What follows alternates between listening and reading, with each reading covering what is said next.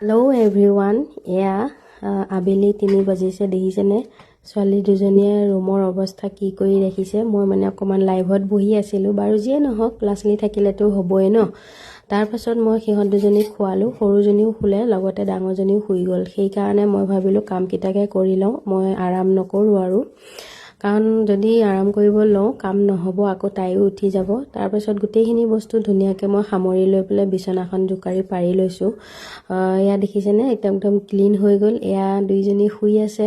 আবেলি 3:30মান বাজিছে। তাৰপিছত মই এয়া মাটি দালি তিয়াই থৈ দিছিলোঁ। শনিবাৰ যিহেতু, শনিবাৰে আমি মানে ভাত নাখাওঁ দিনত। তাৰপিছত মই সোনকালে বনাই লৈছোঁ যাতে গোসাঁই কৰাৰ পিছতে মই মানে খাব পাৰোঁ আৰু, মানুহজনো লঘনেই আছে।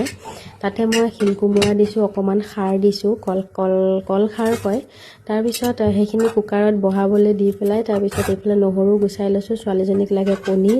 তাৰপিছত গোটেইখিনি পিঁয়াজ আদা নহৰু গুচাই লৈ, বিলাহীকেইটা গুচাই লৈ কাটি ধুই থৈ দিছোঁ। তেতিয়ালৈকে ভাবিছোঁ ৰাতিপুৱাৰ পৰা বাচন ধুই গোটাই গৈ আছিলোঁ, সেইখিনি বাচন চিজিল কৰি লওঁ। এয়া দেখিছেনে আপোনালোকে, কাৰ হয় বাৰু মাটি দালি কুকাৰত বহালে ওচৰৰ পৰা মই নাচাওঁ দেই, একদম দূৰৰ পৰা চাই থাকোঁ, ক'ৰবাত ফুটি যায় বুলি ভয়তে। যিয়ে নহওক 3টা চিটি মাৰিলে, মৰাৰ পিছত মই সেইটো নুমুৱাই থলোঁ। এতিয়া মই পনীৰখিনিৰ কাৰণে ইয়াত একেবাৰে তেলতে ভাজি দিছোঁ, বিলাহী পিঁয়াজ নহৰু আদা শুকান জলকীয়াও দিম, নিমখ হালধিও দি লৈছোঁ। সেইখিনি কম জুইতে ভাজি থোৱালৈকে ভাবিছোঁ ঘৰটো সাৰি লওঁ নেকি।